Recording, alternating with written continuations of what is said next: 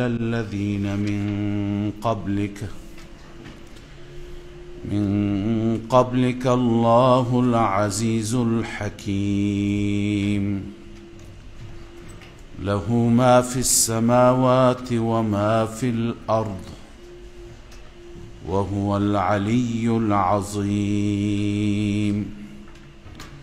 تكاد السماوات يتفطرن من فوقهن والملائكة يسبحون بحمد ربهم ويستغفرون لمن في الأرض ألا إن الله هو الغفور الرحيم والذين اتخذوا من دونه أولياء الله حفيظ عليهم وما أنت عليهم بوكيل. صدق الله العظيم. اللهم صل على محمد وعلى آل محمد كما صليت على إبراهيم. سبحانك لا علم لنا إلا ما علمتنا إنك أنت العليم. سوره مبارکه حامیم شورا هست. سومین حامیم از حوامیم هفتگانه و از نظر ترتیب نزول 62مین سوره‌ای که نازل شد بر آن حضرت صلی الله علیه وسلم. خدمت شما عرض کردم که حوامیم هفتگانه اینها به ترتیب نازل شدند. حتی سوره زمر به ترتیب 59مین سوره زمر هست، 60مین سوره حامیم مومن هست، 61مین سجده هست، 62مین شورا هست. و موضوعاتی که در حوامیم هفتگانه بیان میشه مشترک هست. بیشتر مضامین توحید، رسالت، قیامت. این 7 سوره که مکی هستند تقریبا در مرحله دوم زندگی مکی، اوائل نه، مرحله دوم، نیمه دوم قبل از هجرت این سوره ها نازل شدند. این زمانی بود که در این زمان بحث داغ شده بود، بحث توحید و شرک، بحث قیامت و عدم قیامت. مشرکین هم زیاد معارضه می کردن، زیاد مجادله می کردن، زیاد اشکال و شبهات ذکر می کردن. به همین خاطر در سوره های حوامیم این مضامین اعتقادی و ایمانی با قوتی، با استدلالات بسیار قوی اینها وارد شده و این سوره ها، در این سوره ها بحث شده. لذا شبهه دیگری که از سوی آنها مطرح بود، شما در سوره حامیم سجده خواندید که از سوی مشرکین این گفته میشد که خب ما گاهی در خواب، در بیداری چیزهایی میبینیم، مشاهده میکنیم، احساس میکنیم که این مسیری که ما داریم، این کاری که ما میکنیم، استمداد از غیر الله، استعانت از غیر خدا، این کار درستی هست. چون احیانا نتیجه میگیریم. خداوند عزوجل جواب دادند که اونچه که شما میبینید در واقع شیاطین هست که بر شما گماشته شده، بر شما مسلط شده، به تعبیر عامیانه به گردن شما سوار هستند و در خواب و در بیداری شما را فریب میدهند. حال شبهه دیگری در سوره حامیم شورا پاسخ داده میشه. این شبهه این هست که ما در کتب گذشته، در کتابهای آسمانی گذشته مطالبی داریم، کلماتی هست، مواردی هست، مسائلی ذکر شده که از اون کلمات اثبات میشه اون چیزی که ما انجام میدهیم، از اون کلمات استمداد از غیر خدا ثابته، از اون کلمات و از اون جملات اون چی که ما میکنیم، یعنی همین شرک،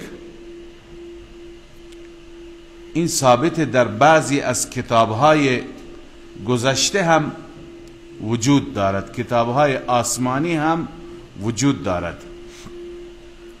الله عزوجل در این سوره جواب دادند که اون چه که به سوی تمام انبیا وحی شده مشترک است. وحی که به سوی شما ای محمد صلی الله علیه و سلم و به سوی نوح، به سوی موسی، عیسی، ابراهیم، همه انبیا شده، اینه که شما بر دین خدا قائم باشید، کسی را با خدا شریک نسازید. وحی یکیه. و اگر شما غیر از این در کتابها دیدید، خب بقیه کتابها از تحریف محفوظ نیستند. اگر در کتابی از کتابهای آسمانی غیر از این دیدید، این به دلیل دستکاری علماء باغی و ملاهای دین فروش است. خدا اونه نگفته.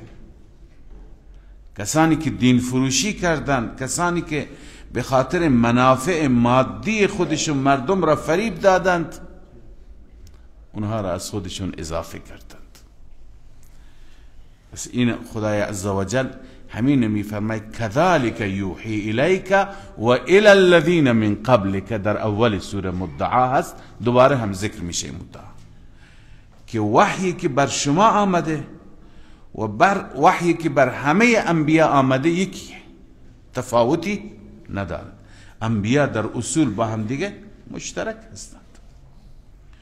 بنابراین خلاصه این سوره اینه که به سوی تمام انبیا همین یک وحی بود که کارساز فقط خداست، عالم الغیب فقط خداست، او را بخوانید. این دعوت متفق علیه انبیاست و اون چیزی که غیر از این شما میبینید منسوب هست به کتابها به انبیا، عملکرد علماء باغی و گمراه هست. این تحریف ها برای انسانهای بعدی هیچ عذری نیست. لذا الله میفرماید حامیم عین سین قاف. این سوره را سوره، بعضی گفتن اسمش حامیم عین سین قاف است، بعضی گفتن قبلا خدمت شما عرض کردن این حروف مقطعات اینا اسامی سوره ها هستند.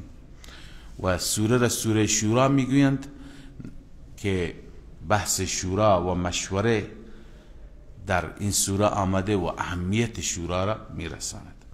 كذلك یوحی الیک و الی الذین من قبلک الله العزیز الحکیم. بیان وحدت کتب سماویه هست. كذلك تفسیر مدارک نوشته یعنی مثل ذلك الوحی، مثل همین وحی که بر شما آمد و بر شما داره می آید. یوحی الیک، این ماضی استمراری هست، یعنی از گذشته این گونه وحی می شده، وحی می شده به سوی شما و به سوی کسانی که قبل از شما آمده. وحی کرده کی؟ وحی کرده فاعل یوحی الله، وحی می کرده و وحی می فرستاده الله، آن ذاتی که العزیز الحکیم، وحیش بر اساس قدرت و غلبه و بر اساس حکمت، هر دو نکته مد نظر هست. اون ذاتی که هم غالب است و هم با حکمت است. اما خلاصه این وحی، این هم استدلال هست، دلیل عقلیه و هم خلاصه وحی گذشته. له ما فی السماوات و ما فی الارض. له حصره، تقدیم ظرف و تقدیم جار و مجرور به معنای حصره، فقط و فقط برای او. همین له از تمام غیر الله قدرت را، تصرف را، تدبیر را نفی می کند. ما یعنی اشاره به چی هست؟ به تدبیر و تصرفات.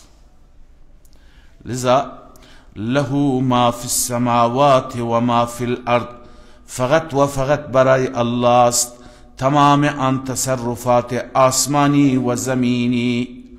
و هو العلی العظیم، و اون ذات علی هست، بر همه برتر است. و هو العلی، و اون برتر هست، بالاتر هست از این که بسیاری از اینجا استدلال گرفتم، من جمله ام المؤمنین عایشه رضی الله عنها از همین آیه هم استدلال گرفته که رسول الله صلی الله علیه و سلم و هیچ پیغمبری خدای عزوجل را در دنیا ندیدند، رؤیت نکردند. چرا؟ چون معنی علی را میگن برتر از این که دیده بشه و در این دنیا کسی او را مشاهده بکند با او هم کلام بشه، از اون چیزی که بقیه مخلوقات در اون برتر هست. العظیم، بسیار بزرگ هست، عظمتش به اندازه است تکاد السماوات، این تشریح عظمت است. عظمتش به اندازه هست که تکاد السماوات یتفطرن، نزدیک هست که آسمان ها منفجر بشند. آسمان ها به اصطلاح بترکد. یتفطرن یعنی یتشققن. من عظمت الله و جلاله، تفسیر مدارک، تفسیر قرطبی بخش. نزدیک هست که آسمان شکافته بشه و منفجر بشه. اما اینجا فرمود من فوقهن. چرا از بالا؟ بسیاری از اهل تفسیر گفتند چون که از پایین وقتی نگاه میکنیم هم عظمت میبینیم، هم به عرض کنم که وسعت آسمان ها پی میبریم. اما من فوقهن فرمود به خاطر اینکه معظم نشانات جلال و عظمت رب سبحانه و تعالی بالا هستند. فوق آسمان ها چیه؟ عرش، کرسی هست، ملائکه هست، لوح هست، تمام آثار عظمت، آثار قدرت، آثار جلال و جبروت تمام بالا هستند. لذا من فوقهن معنیش اینه که اونجا عظمت، اون چیزی که شما میبینید بسیار اندکه در مقابل اون چیزی که میبینید در مقابل اون بسیار معمولی هست. اونها را اگر انسان ببیند، انسان اصلا نمیتونه تحمل بکنه، نمیتونه انسان تاب بیاره در مقابل اون عظمت. لذا این آسمانی که اینقدر محکم هست و این آسمانی که اینقدر وسیع هست، نزدیک است این آسمان شق بشه، این آسمان منفجر بشه از بالا. والملائکة یسبحون بحمد ربهم ویستغفرون لمن فی الارض. ملائکه تسبیح میگویند حمد پروردگار را، حمد ربشان را، و یستغفرون لمن فی الارض، و برای اونهایی که در زمین هستند مغفرت میطلبند. برای کسانی که در زمین هستند مغفرت میطلبند یعنی چه؟ دو قول گفتند. اولین قول اینه که برای همه اهل زمین، مؤمن و کافر. برای مؤمن برای عرض کنم که بخشش گناهانش، برای کافر اینکه ایمان بیاورد، برای ایمانش. اما قول دوم که قول قوی تری هست اینه که مراد از لمن فی الارض مؤمنین هستن فقط. اهل ایمان هستند، کسانی که شرک نمی کنند.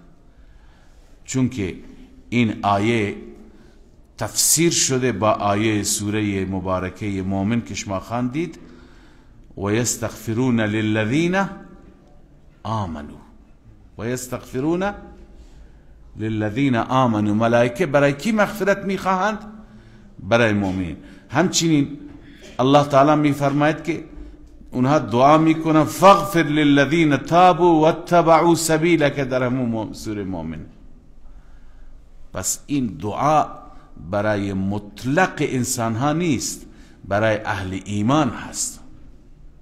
و اصل من فی الارض اهل ایمان هستند. اگر من فی الارض تمام کافر باشند اون وقت قیامت میشه، اون وقت دنیا تمام میشه. در حدیث شریف داریم وقتی که دنیا کلن از اهل ایمان خالی میشه، هیچ الله گویی در روی زمین نمیماند و قیامت برپا میشه. دیگه خاتمه دنیاست، پایان دنیاست. پس اصل زمین برقرار است به خاطر چی؟ به خاطر اهل ایمان. من فی الارض اصلش اهل ایمان هستند. ولقد كتبنا في الزبور من بعد الذكر ان الارض يرثها عبادي الصالحون. پس اصل من فی الارض اهل ایمان. پس و یستغفرون لمن فی الارض برای مؤمنین دعا میکند، مؤمنین مغفرت میده. الا ان الله هو الغفور الرحیم. این آیات انسان را امیدوار میکند، چون که ملائکه مغفرت میخواهند، خدا هم غفور الرحیم است. یعنی چی؟ یعنی کسی که ایمان دارد امیدوار باشد، برای او فرشتگان دعا میکنند، خداوند هم غفور و رحیم است. الا ان الله هو الغفور الرحیم. آگاه باشید همانا الله تعالی اون ذاتی هست هم بخشاینده و نه تنها شما را می بخشد، مهربان. چه عطاهایی که تصورش را ندارید، فکرش را هم نمی کنید. اما در مقابل این مؤمنین، کسانی که غیر خدا را فریاد بزنند، غیر خدا را مشکل گشای خودشون بدانند، از غیر خدا حاجت بطلبند، اونها باید بدونند که خداوند تمام اعمالشون را احاطه کرده، تمام اعمالشون ثبت و ضبط میشه، قلم بند میشه، باید پاسخگو باشند. والذین اتخذوا من دونه اولیاء. آنهایی که گرفتن به غیر از الله دیگران را کارساز. اولیاء قبلا خواندیم، ولی یعنی چی؟ حامی، کارساز. ما لکم من دون الله من ولی ولا نصیر. ولی به معنی دوست مطلق نیست، اون دوستی که انسان او را پشتیبان زندگی خودش قرار میده.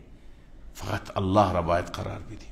لذا کسانی که به جز الله دیگران را حامی و کارساز خودشون گرفتن، الله حفیظ علیهم، اونها بدانند که الله حفیظ علیهم. الله عزوجل اعمال اونها را چی میکند؟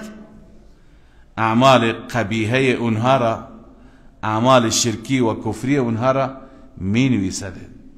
حفیظ علیهم اینجا مراد از حفاظت احصا هست، احاطه هست، ثبت و ضبط است. ای یحصی علیهم احصاء تفسیر میگوید، اهل تفسیر میگویند الله حفیظ علیهم، یعنی الله تعالی همه اعمال اونها را چی میکند؟ می نویسد که چی کردند، چی میکنند. و شما ای پیامبر هم نگران نباش، شما که کارت را داری انجام میدی، دعوتت را انجام میدی. و ما انت علیهم بوکیل، شما بر اونها وکیل نیستی، مختار نیستی که حتما اونها را وادار به ایمان بکنی. و کذالک اوحینا الیک. بعد از این الله عزوجل، بعد از این که خداوند فرمود وحی به سوی شما و به سوی پیشینیان انبیاء گذشته مشترک هست، له ما فی السماوات و ما فی الارض، تمام تصرفات. خلاصه این وحی اینه که تمام تصرفات و اختیارات از آن الله عزوجل هست. اما کسانی که شرک میکنن بدانند که از شناعت و قباحت و شومی شرکشان نزدیک از آسمان منفجر بشه. و بعد از این ترغیب به سوی قرآن است.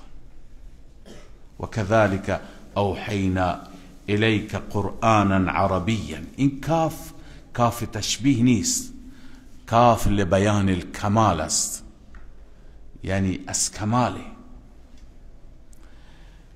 که ما وحی کردیم به سوی تو قرآنی به زبان عربی. اما برای چی؟ لتنذر ام القرى. حکمت اصلی انزال قرآن انذار است، انذار، تخویف، ترسوندن. لتنذر ام القرى، تا که به وسیله این بیم بدهی، بترسانی قبل از همه مردم مکه را. مردم مکه و باشندگان مکه، اون شهری که مرکز وحی هست. اول اونها را اگر زیر ام القرى بنویسید قبل از همه، کسی فکر نکند که رسول الله صلی الله علیه وسلم مثل بقیه انبیا برای یک قوم بود یا برای یک شهر.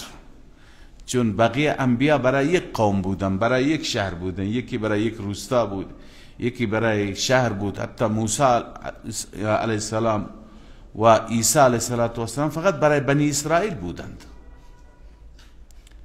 و اذ قال عیسی ابن مریم یا بنی اسرائیل انی رسول الله الیکم.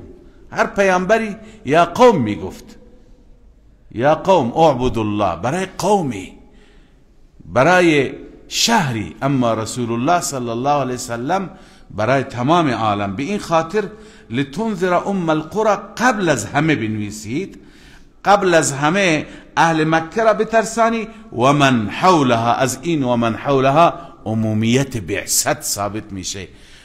ام القرى و اطراف ام القرى، من حولها اطرافش، اطراف اون، چون مکه در قلب زمین واقع شده، تمام دنیا من حولها میشه. و تنذر یوم الجمع، اینها را بیم بدهی، بترسانی. از چی؟ از اون روزی که یوم الجمع هست، همه جمع میشوند. یکی از اسامی قیامت هم یوم الجمع هست، همه خلائق جمع میشوند. اون یوم الجمعی که لا ریب فیه، هیچ شکی در وقوع یوم الجمع نیست. لذا اون روز که همه جمع میشوند، فریق فی الجنة و فریق فی السعیر. یک گروه در بهشت است و یک گروه در جهنم هست. سعیر نامی از نامهای جهنم هست، به معنای آتش شعله زن. یک گروهی در اون آتش و در اون جهنم قرار میگیرد. ولو شاء الله لجعلهم امة واحده. اگر خدای عزوجل بخواهد قرار میده اونها را امت واحده. اگر خدا بخواهد. ببینید سوال اینجاست، ما قبلا هم خواندیم الا ان الله هو الغفور الرحیم. خدا هم میبخشه هم مهربان است. وقتی که خداوند مهربانه، چرا همه انسانها را هدایت نمیکنه؟ همه را امت واحده قرار نمیده، همه بر مسیر توحید، همه بر مسیر ایمان، تا که هیچ که به جهنم نره. اینجا جواب داده شده ولو شاء الله لجعلهم امة واحده. اگر خدا بخواهد همه انسانها را امت واحده قرار میده. اما ولكن يدخل من يشاء في رحمته، هر کسی را که بخواد در رحمتش داخل میگرداند. خب چرا همه را در رحمتش داخل نمیگرداند؟ ببینید اینجا این آیه ذکر شده، اما تکمیل این آیه در سوره مبارکه مائده ذکر شده. این آیه زیاد در قرآن ذکر میشه. ولو شاء الله لجعلهم امة واحده. خدا اگر بخواهد همه مردم را، یا اگر بخواهد همه را هدایت میگرداند، در سوره مبارکه مائده هست که ولو شاء الله لجعلكم امة واحده ولكن ليبلوكم. اونجا چیه؟ ولو شاء الله لجعلكم امة واحده ولكن ليبلوكم. خدا بخواد شما را امت واحده قرار میده، اما خدا میخواد شما را امتحان بکنه. ببین دنیا دار امتحانه. توضیح این را توجه بفرمایید، این آیه زیاد میاد، همین توضیح انشاءالله کافی باشه. دنیا دار امتحانه. در صورتی دار امتحان میشه که انسانها اختیار داشته باشند. در صورت دار امتحان است که انسانها چی؟ اختیار داشته باشند. اختیار داشته باشند این راه را انتخاب بکنی یا اون راه را، راه ایمان را یا راه شرک را، راه ثواب را یا راه ناثواب را، هر راهی که اونها خودشون تشخیص میدهند. در این صورت دار امتحان است. اگر خدای عزوجل این اختیار را از انسان سلب بکند، این که گفت ولو شاء الله لجعلهم امة واحده، در چه صورتی میشه که خداوند اختیار را از انسان سلب بکند، انسانها را همه را به صورت غیر اختیاری در مسیر توحید قرار بده، در مسیر ایمان قرار بده. همون کاری که با ملائکه کرده. ملائکه اختیار ندارن، ملائکه طوری پیدا میشند، طوری خلق شده اند که اونها در مسیر تسبیح و تقدیس خدای عزوجل هستند. اصلا تسبیح گفتن برای اونها مثل نفس کشیدن برای ماست. شما میتونید بدون نفس کشیدن زنده بمانید؟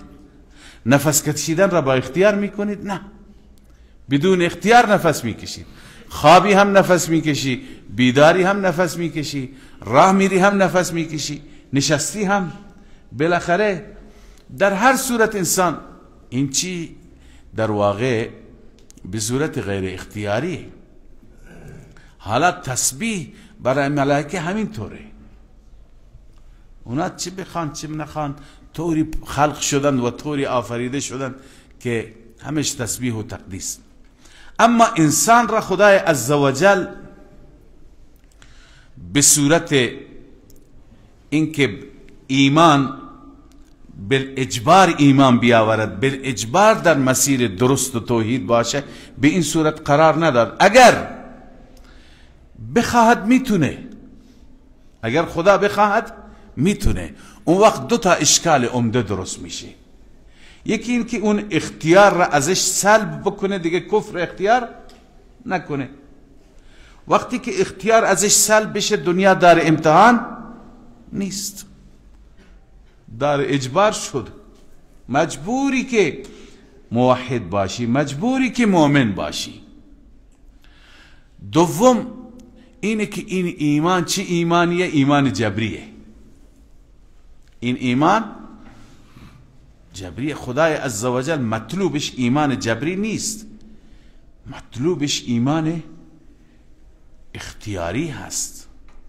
به همین خاطر الله تعالی فرموده لا اکراه فی الدین، یعنی شما را مجبور بکنند که دین خدا را انتخاب بکنی. نه خیر، اصلا چنین اجباری وجود نداره. هیچ کسی، هیچ مسلمانی، هیچ پادشاه مسلمانی حق نداره مردم را بگه باید ایمان بیاورید، اگر ایمان نیاری سرت را میزنم. نه، حتی پیامبر این کار نکردن. گفتن یا اسلام یا استسلام. اسلام یا تسلیم بشو، بر همون دینت بمان، شرارت نکن، سرکشی نکن، تابع قانون ما باش. هیچ وقتی کسی را نمیتونی بالاجبار مسلمان بکنی. اینکه بالاجبار مسلمان بکنی، بزنی بگو لا اله الا الله، این درد نمیخوره، اون از ترس بگه. پس خدای عزوجل اگر بخواهد همه را امت واحده قرار میده. یعنی چه؟ یعنی مجبور میکنه به ایمان آوردن. وقتی که مجبور بکنه به ایمان آوردن، اولین اشکال اینه که این ایمان جبر شد. ایمان جبر مطلوب نیست. دوم اینه که اختیار سلب شد و دنیا از حالت دار امتحان بودن چی شد؟ خارج شد. لذا الله عزوجل میخواهد که به زور شما را مؤمن نکند، ولکن لیبلوکم. کجا جواب داده؟ سوره مائده، ولکن لیبلوکم. پس اینجا هم همون جواب مقدر است. ولو شاء الله لجعلهم امة واحده. اگر خدا بخواد این انسان ها را قرار میده امت واحده. شما میتونید پانیست ولکن لیبلوهم، اما بالاجبار امت واحده قرار نداد، اونها را آزمود، به اونها اختیار داد تا با اختیار خود ایمان را با عقلی که خدا داده، با سمع و بصری که خدا داده، با قلبی که الله بهش درک داده، با دلایلی که در کائنات خدا ایجاد کرده، با اینها به خدا برسند. ولکن یدخل من یشاء فی رحمته، اما خداوند داخل میگرداند هر کسی را که بخواد در رحمت خودش، بعد از ایمان دادن، بعد از اینکه مؤمن بشه. والظالمون ما لهم من ولی ولا نصیر. اما ظالمان یعنی مشرکان، کسانی که راه ایمان را انتخاب نکنند، راه شرک را انتخاب بکنند، برای اونها نیست هیچ حامی و هیچ نصرت کننده ای. چرا؟ چون این ظالمین چیکار کردن؟ غیر خدا را برای خودشون کارساز گرفتن. ام اتخذوا من دونه اولیاء. خداوند بر این انسانهای ظالم و کمخرد و بی عقل سرزنش میفرماید، اینها را بر اینها زجر بیان میفرماید که ام اتخذوا من دونه اولیاء. آیا اینها غیر خدا را ولی و حامی خود گرفتند؟ انسانها را، جنات را، فرشتگان را، یا بقیه مخلوقات را، خورشید را، ستاره را، آتش را، فلان را، اونها را حامی خودشون میدانند، در حالی که فالله هو الولی و هو یحیی الموتى و هو على كل شیء قدیر. ولی من کسی میتونه باشه که این صفات را داشته باشه. ولی من یعنی حامی من، پشتیبان من، کارساز و مشکل کشای من. ببینید انسان ها نیستند، اولیاء دارای این صفات نیستند. فالله هو الولی و هو یحیی الموتى. الله فقط اون ذات او هست حامی، ولی، کارساز، و او هست این و هو یحیی الموتى. علته چون او زنده میکنن مرده ها را، بقیه انسان ها نمیتونند، انبیاء و اصفیاء و اولیاء نمیتونند. و هو علی کل شیء قدیر. و او بر هر چیزی قادر است. بقیه قدرتی ندارند، بقیه محتاج او هستند. پس او را به عنوان ولی، به عنوان کارساز و مشکل کشای خودتون انتخاب بکنید. و ما اختلفتم فیه من شیء فحکمه الی الله. اینجا باز هم خداوند سرزنش میفرماید این کفار را که با وجود این همه دلائل با مسلمانان، با اهل ایمان، اهل توحید جر و بحث میکنند، هی دلائل میارند. خیلی ها هستند، شما امروزه مشاهده میکنید، شب و روز تبلیغ میکنند تو رسانه ها، میخوان ثابت بکنند که غیر خدا هم تصرفاتی دارند، دوستان خدا هم کاری هستند، قدرت خدایی دارند، بخشی از العیاذ بالله اختیارات خدا به اونها تفویض شده. الله تعالی می فرماد و ما اختلفتم فیه من شیء. اون چیزی که اختلاف کردی در آن از هر چیزی، که اتخاذ الولد لله تعالی. یکی از صورت ها اینه که می گفتن خدا فرزند داره، خدا دختر داره، خدا نائب داره، که نائبانش کارهای کوچک را انجام میدند. ما در مسئله اله در مقدمه خواندیم که یکی از دلایلی که مردم به شرک گرفتار میشوند چیه؟ اینه که قیاس میکنند، میگویند که پادشاه در امور کوچک نقشی نداره، مثلا رئیس جمهور یک کشور الان چیکار داره با آسفالت این خیابان، با برقکشی این کوچه، با لوله کشی اون محله، با نمیدونم برق اون روستا؟ او اصلا خبر نداره. اینها را کی میکنند؟ اینها را مدیران سطح پایین میکنند، رؤسای ادارات میکنند، چند پله از اونها پایین تر میکنند. لذا اینها میگویند که دوستان خدا هم همچنین در کارهای بزرگ خداوند عزوجل نقش دارد. در کارهای کوچک مثل این که به یکی روزی بده، به یکی برکت بده، به یکی فرزند بده، مریض یکی را شفا بده، اینا را همین اولیاء سطح پایین انجام میدهند. لذا الله عزوجل میفرماد که این چیزهایی که شما اختلاف کردید با این خرافاتی ها، این مشرکان، فحکمه الی الله، حکم او یعنی فیصله او به سوی خداست. خدا خودش فیصله میکنه، هم در دنیا فیصله میکنه، هم در آخرت فیصله میکنه. فیصله در دنیا با چی هست؟ با دلایل که خدا به شما اهل حق دلایل داده. واقعا برای یک تاپرستی دلایل چنان قوی هست که هیچ مشرکی نمیتونه در مقابل دلایل توحید و یک تاپرستی چیزی بگه، مگر اینکه یک سری داستان و افسانه های پوچ و واهی بیاره ذکر بکنه. دلیل نداره. در دنیا با چی؟ با دلائل، ارائه دلائل برای شما، به شما دلائل نشان داده. همین دلائلی که شما هیچ آیه نخوانی بگی این زمین را کی خلق کرده، آسمان را کی خلق کرده، قدرت کی دارد؟ همون ذاتی که این قدرت را داره همون فقط میتونه بس. و در آخرت فریق فی الجنة و فریق فی السعیر، اونطور فیصله میکند. فحکمه الی الله به این معنی است، فیصلش به خدا. ذالکم الله ربی، این الله، این ذاتی که حاکم هست، فحکمه الی الله، این حاکم الله هست که رب من هست. علیه توکلت و الیه انیب، فقط بر او توکل کردم در تمام امور خودم، بر او توکل کردم فی مجامع اموری. علیه حصر است، ای لا علی غیره.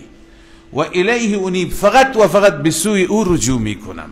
اون ذاتی هست که فاطر السماوات والارض.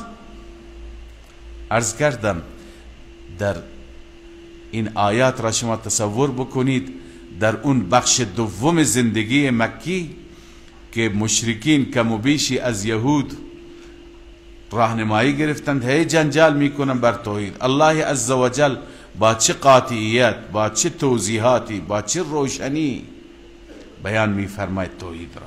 فاطر السماوات والارض، اون ذاتی میتونه ولی باشه، اون ذاتی میتونه مختار کل باشه که خالق آسمان ها و زمین است، نه بت‌ها نه بقیه. جعل لكم من انفسكم ازواجا و من الانعام ازواجا، قرار داد برای شما از جنس شما همسر. من انفسکم معنیش این نیست که از وجود خود شما بگیم که هر کسی زنش از وجود خودش درست شده، همونطور که حوا از پهلوی چپ آدم، به اون معنی نیست. من انفسکم یعنی من جنسکم. و من آیاته ان خلق لكم من انفسکم ازواجا، یعنی خداوند برای شما همسر از جنس شما، از جنس دیگر نیست. نگفت با جنات ازدواج کنید، با حیوانات ازدواج کنید، بلکه از جنس شما برای شما همسرانی پیدا کرد. و من الانعام ازواجا، و همچنین از چارپایان هم از جنس اونها ازواجی پیدا کرد. یذرأکم فیه، ببین هدف این از ازدواج، هدف این عرض کنم که جفت بودن به اصطلاح چیه؟ فلسفه نکاح، فلسفه ازدواج و انتخاب الزوج. یذرأکم فیه یعنی خدای عزوجل شما را منتشر میفرما. فی فا سببی است، به سبب همین ازدواج، به سبب همین زوج. یعنی ازدواج انجام میگیرد تا چی؟ تا نسل ادامه بیابد، تا انسانها تکثیر بشن، زیاد بشن. یذرأکم فی. لذا چه نظام زیبای خدا پیدا فرموده. لیس کمثله شیء، کاف زائد است. مثل پروردگار هیچ چیزی نیست، هیچ هستی نیست که مثل او صفات او را داشته باشه، چون او خالق بقیه همه مخلوق است. و هو السمیع البصیر، و اون ذاتی هست که هر چیز را شنواست، هر چیز را بیناست. السمیع لكل شيء البصیر بكل شيء. ببین دقت بفرمایید با چه زیبایی صفات پروردگار اینجا ردیف شدند. چون عرض کردیم خدمت شما که خدای عزوجل فیصله می کند، نه؟ گفتیم در دنیا با چی فیصله می کند؟ با ارائه دلایل برای اهل توحید. حالا اینا همه دلایل ما هستند، دلایل ما هستند که ما لکم من دون الله من ولی ولا نصیر. اگر کسی بغیر از خدا ولی هست بیارید، این صفات را دارد؟ آیا در هر آن سمیع و بصیر هست؟ آیا فاطر السماوات والارض هست؟ آیا له مقالید السماوات والارض هست؟ اینا همه دلیلند که بجز الله کسی نیست، ولی انسانهای مشرک صفت متوجه نمیشند، صفات خدا را میبینند، باز هم میروند پیش غیر خدا و از غیر خدا حاجت میطلبند. الله میفرماید و هو السمیع البصیر. اون ذاتی هست که فقط او هست شنوا، فقط او هست بینا. له مقالید السماوات والارض، فقط و فقط برای او هست. اینها را میتونی بنویسی لا لغیره، لا استقلالا ولا اشتراکا. غیر خدای عزوجل ندارد این تصرف را، ندارد این قدرت را، فقط برای الله است. مقالید السماوات یعنی خزائن آسمان ها و زمین، خزائن آسمان ها و زمین در اختیار او هست، متعلق به او هست، و او به هر بنده که میخواد زیاد میده، به هر بنده که میخواد کم میده. یبسط الرزق لمن یشاء و یقدر. او هست که فراخ میکند رزق را برای هر بنده که بخواهد، و یقدر و تنگ میکند. تقسیم کرده بر اساس زرنگی نه، بر اساس سواد نه، بر اساس تخصص نه، بر اساس اون حکمت هایی که او میداند. چون ما میبینیم که خیلی از آدم ها خیلی زرنگند، خیلی باهوشند، خیلی باسوادند، درس خوندند، نمیدونم مدیریت، رشته مدیریت و اقتصاد گرفته، ولی شغلی ندارد، حقوقی ندارد، نان شب ندارد. اما کسی دیگه هست که هیچ سوادی ندارد، خیلی ساده هم هست، حرکات خودش را خوب نمیتونه انجام بده، اما اینقدر سرمایه خدا بهش داده که خودش نمیدونه از کدام سمت و سو اینا سرازیرش برای میاد، از اینجا درآمد، از اونجا درآمد، از هر طرف. پس او بر اساس تقسیمی که خودش دارد، بر اساس حکمت هایی که خودش میداند و ما نمیدانیم، یبسط الرزق لمن یشاء، برای هر کسی که بخواهد فراخ میکنه، و یقدر، برای هر کسی که بخواهد رزق را چی میکند؟ تنگ میکند. لذا او هست انه بكل شیء علیم، او به هر چیز دانا هست. اینجا اشاره به این هست که خداوند بر اساس دانایی تقسیم میکند، نکاتی که او میداند. لذا اگر کسی ندارد هم قانع بشه، راضی بشه، خدا میدوند و نداده، خودش را به آب و آتش نزند که من باید زیاد داشته باشم. بعضی ها هستند که به هر مسیر دست میزنند که من زیاد داشته باشم، بیشتر غرق میشند، بیشتر وضعشون بالاخره خراب میشه، ورشکسته تر میشوند. فاتقوا الله و اجملوا فی الطلب، در هر هفته در خطبه خطیب جمعه میخواند فاتقوا الله و اجملوا فی الطلب و توکلوا علیه، یعنی تقوا را پیش بگیرید، در طلب رزق یک حرکت اجمالی داشته باشید، اینطور دست بالای دست نگذارید، یک حرکت اجمالی داشته باشید، یک حرکت مختصری داشته باشید، حرکت کنید، برید بالاخره به طرف کسب و کار، به طرف معاش برید، درآمد برید، ولی زیاد خودتون را به کشتن ندید. و اجملوا فی الطلب و توکلوا علیه، بعد از اون توکل بکنید، خدا میرساند رزق. لذا الله عزوجل اگر به کسی زیاد داده میدوند و به او داده، به کسی هیچ نداده یا کم داده یا متوسط داده بر اساس علم هست. لذا انسان نگران نباشد، قانع بشه، راضی بشه هر چی که داده. انه بكل شیء علیم، همانا اون ذات به هر چیزی آگاه است، دانا است، علیم است.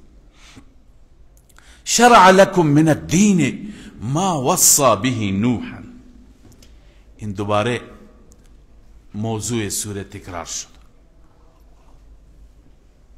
خدمت شما عرض کردم که خیلی ها می گفتند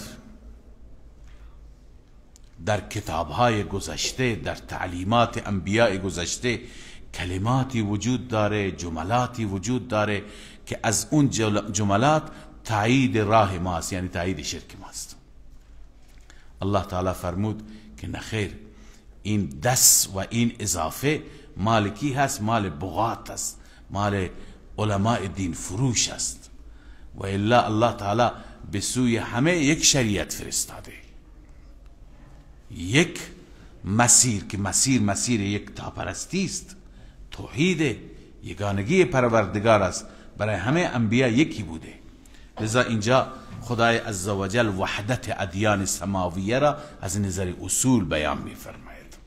شرع لکم من الدین، تعیین کرد برای شما، الله تعالی مشخص کرد برای شما، معین کرد از دین، ما وصا به نوحا، آنچه که وصیت کرد به آن نوح را.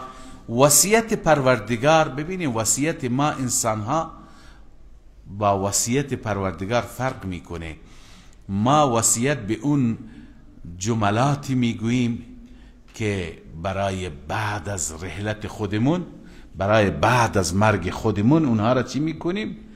به وابستگان، به وراث توصیه میکنیم. اما الله عزوجل که حی هست و لا یموت هست، الله تعالی وصیت میکنه، یعنی امر تأکیدی، امر مؤکد. ذالکم وصاکم به، خدا شما را وصیت کرده، یعنی به صورت تأکیدی امر کرده. پس اینجا به همون معنی است. شرع لکم من الدین، برای شما خداوند عزوجل از دین تعیین کرد، انتخاب کرد، مشخص کرد، ما اون چیزهایی را که وصا به نوحا، یعنی تأکید کرد، به صورت امر کرد، به صورت مؤکد به آن نوح را. والذی اوحینا الیک، و اون چیزی که ما وحی کردیم به سوی تو. و ما وصینا به ابراهیم، و آن چیزی که تأکید کردیم به آن ابراهیم را و موسی را و عیسی را، به همه تأکید کردیم و به شما وحی کردیم. اینجا اولا ذکر 5 نفر از انبیا آمده، یکی نوح، ابراهیم، موسی، عیسی. در وسط ذکر رسول الله بود، والذی اوحینا الیک، ای محمد صلی الله علیه و سلم به تو وحی کردیم. در بعضی دیگه از آیات و سوره ها هم ذکر پیامبران آمده. انا اوحینا الیک کما اوحینا الی نوح والنبیین من بعده و اوحینا الی ابراهیم و اسماعیل الی آخره. همین اونجا ببخشید یه سوره یه آیه دیگه است فقط همین 5 تا پیامبر آمده. چرا این 5 تا پیامبر در بعضی آیات اختصاص دارن، بقیه آیات خب پیامبران بیشتری هم هست. بعضی میگویند که این پیامبران اولوالعزم هستند، اینها مقامشون جایگاهشون از بقیه برجسته تر است. تلک الرسل فضلنا بعضهم على بعض. اما بعضی معتقدن که نه، کلمه اولوالعزم بر همه اطلاق میشه، همه دارای عزم و همت والا بودند. این 5 تا پیامبر چون شریعت اینها و دین اینها به عنوان اصول بقیه ادیان و شرائع هست، بقیه هرچی هستند تابع اینها هستند. اینها دارای کتاب، دارای شریعت مستقله. خب خیلی بعدن از انبیاء آمدند، اونها از اینها تبعیت کردند، بنابراین این 5 تا را اختصاص دادند. چرا ذکر آدم علیه السلام نیامد که اولین پیامبر است؟ چون اون زمان شرک نبود. اینجا بحث نفی شرک است. شرک از زمان سیدنا نوح علیه السلام آغاز شد. خب اما ببینید برای 4 تا دیگه وصا استفاده شد. وصا به نوحا وصینا به ابراهیم و موسی و عیسی. اما برای رسول الله صلی الله علیه و سلم والذی اوحینا الیک، گرچه برای اونها هم وحی آمده بود، اما اینجا فضیلت و برتری کلام الله مجید. چرا؟ چون که این وحی تا ابد باقی میماند. بقیه وحی ها وحی ذکر نشد چون ها منسوخ شدند. این در واقع بیان چی هست؟ بیان برتری، بیان از کنم فضل قرآن مجید و فضل وحی که بر رسول الله صلی الله علیه و سلم نازل شد. لذا ما به نوح هم به صورت مؤکد تأکید کردیم، به ابراهیم، موسی و عیسی و به سوی شما هم وحی کردیم. پس وحدت همه چی وحی کردیم؟ چه دستور دادیم؟ چه تأکید کردیم؟ ان اقیموا الدین ولا تتفرقوا فیه. ان اقیموا الدین، این که دین را قائم کنید، دین خدا را. دین خدا کدوم دین هست؟ دین اسلام است. اقیموا الدین ای دین الاسلام الذي هو توحید الله و طاعته. دین خدا را که دین اسلام هست، توحید الله عزوجل هست و طاعت الله تعالی هست.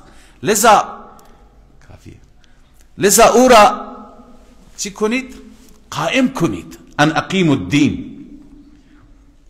ببینید خدای عزوجل به همه انبیاء همین دستور داده که دین را، یعنی توحید را، ایمان را، که علامه آلوسی ان اقیم الدین را با تفصیل نوشته، ای دین الاسلام الذي هو توحید الله تعالى و طاعته والایمان بکتبه و رسله و بیوم الجزاء و سائر ما یکون العبد به مؤمنا. به ایمان هست. ولا تتفرقوا فيه، این توحید را که قائم کنید در این اختلاف نکنید، در این اختلاف نکنید، در این متفرق نشوید، دسته دسته نشوید، در این شما همه مشترک هستید. پس ببینید مراد از دین اصول هست، توحید است. چون در فروع اختلاف هست، در فروع اختلاف هست. در یک بالاخره شریعتی هست، در یک منهجی هست که 2 خواهر را ازدواج کردن جایزه، در یکی دیگه هست که حرام است، در یکی هست که این بخش از گوشت خوردن حلال است، در یکی دیگه هست که چیه؟ حرام است. بالاخره در این مسائل مراد از دین احکام نیست. مراد از دین چیه؟ مراد از دین اصول است، توحید است. ولا تتفرقوا فی چی است؟ دلیلش است. و بعد دلیل دیگر کبر علی المشرکین، معلوم میشه که بحث توحید و شرک است. کبر علی المشرکین ما تدعوهم الیه، حالا شما که به سوی اون دین که یعنی توحید باشه دعوت میدهید، سنگین است و گران است بر مشرکین. ما تدعوهم الیه، اون چی که دعوت میده به سوی آن. ما یعنی چی؟ یعنی توحید، آن توحیدی که مشرکین را دعوت. ببینید قبلا خدمت شما عرض کردم، در مقدمه هم مسئله اله هم عرض کردم که اختلاف مشرکین با رسول الله بر چی بود؟ اون چیزی که برای مشرکین سنگین بود چی بود؟ مسئله حج بود؟ نه خیر، اونا خودشون حج انجام میدادن. مسئله نماز بود، روزه بود، صدقه دادن بود، اخلاقیات بود؟ نه، هیچی که از اینها نبود. اونها اعتقاد داشتند، باور داشتند، در عمل سستی بود، ولی از این مسائل تعریف میکردند، تمجید میکردند. کسی که مهمان نواز بود او را همه خوب میپنداشتند، کسی که نماز میخواند، کسی که صدقه میداد، کسی که حج میکرد، اینها را که اونها بهترین افراد میدانستند. پس چه چیزی بر اونها سنگین بود؟ اذا ذکر الله وحده، اذا ذکر الله وحده اشمئزت قلوب الذین لا یؤمنون بالآخرة. پس معلوم میشه که ان اقیم الدین مراد چی هست؟ توحید هست. لذا به سوی این ما همه انبیا را دعوت دادیم، اصول همه انبیا همین هست. به این دلیل است که وقتی به سوی این دین دعوت میدی، کبر علی المشرکین ما تدعوهم الیه، سنگین است بر مشرکان آن توحیدی که شما فرا میخوانید به سوی او. الله یجتبی الیه من یشاء و یهدی الیه من ینیب. الله عزوجل بر میگزیند به سوی خودش هر کسی را که بخواهد، هر کسی که مشیت الهی بر او باشد. و یهدی الیه من ینیب، و راهنمایی میشه به سوی خدا، هدایت مییابد کسی که انابت داشته باشه. ببین اون اشکالی که الیه من یشاء را این و یهدی الیه من ینیب چی میکند؟ برطرف میکند. اون اشکال چیه؟ که خود خدا انتخاب میکند. خود خدای عزوجل مشیتش بر اینه که این مؤمن باشه، اون یکی مشرک باشه. پس چرا این را به بهشت میبره، او بیچاره را به جهنم میبره؟ مشیت خدا این بوده. درست مشیت خدا، ولی مشیت خدا بر اساس چیه؟ بر اساس انابت و عصبیت و عناد است. یکی انابت داره او را میبره به سوی توحید، یکی دیگه چی؟ عناد داره او را به سوی همون راه کفر خدا مشیتش هست. پس اینکه خداوند هدایت میده یا ضلالت میده، این مرتب شده بر چی؟ بر مقدمه هدایت و انابت که در وجود خود انسان است، در اختیار خود انسان است. اون عصبیت هست یا انابت هست. لذا و یهدی الیه من ینیب، هدایت میشه به سوی الله کسی که در درون او انابت باشد، حق طلبی باشد. و ما تفرقوا الا من بعد ما جاءهم العلم بغیا بینهم. حالا سوال دیگه اینجا پیش میاد، اشکال دیگه هست. اون سوال اینه که شما الان خواندید که همه انبیا از نظر دین وحدت داشتند، همه دعوت به سوی توحید دادند، هیچ یکی به سوی غیر توحید دعوت نداده، همه بر علیه شرک تبلیغ کردند. حالا سوال این است پس چرا در میان پیروانشون اختلاف است؟ پیروان اون پیغمبر میگه 3 تا خدا را عبادت کنید، اون یکی دیگه که خودش را پیروان ابراهیم میداند از ستا خیلی بیشتر هم فرشتگان را عبادت میکند، هم بتها را و انسانها را عبادت میکند، هم خورشید را عبادت میکند، ستاره را عبادت میکند. هر مظهری که ده ها و صدها خدا دارد، اون یکی دیگه چیزی دیگه عبادت میکند. پس اگر دین این انبیا یکی بوده، پیروانشون چرا با هم دیگه اینقدر تفاوت دارند؟ توجه شدید؟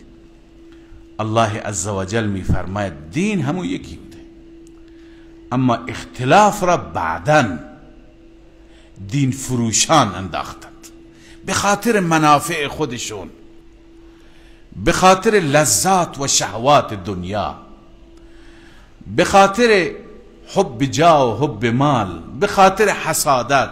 انواع دلایل میتونه داشته باشه. پس اختلاف را، همون سوالاتی که همیشه بنده مطرح میکنم، 3 تا سوال هستن. اختلاف را کی انداخت؟ کی انداخت؟ چرا انداخت؟ اختلاف را چه کسی ایجاد کرد؟ چه زمانی و چرا؟ الله عزوجل در این آیه و چندین آیه دیگه جواب میده که اختلاف را ملاها درست کردند. کی؟ من بعد ما جاءهم العلم، یعنی بعد از این که علم آمد پیش اونها، علم داشتن، میدانستن و اختلاف انداختن. چرا؟ بغیم بینهم، به خاطر حسادت بین آنها، بین خودشان و بین دعوتگران توحید. بالاخره انبیا حسادت کردند، نخواستند که مردم از اونها تبعیت کنند، در مقابل انبیا قرار گرفتند.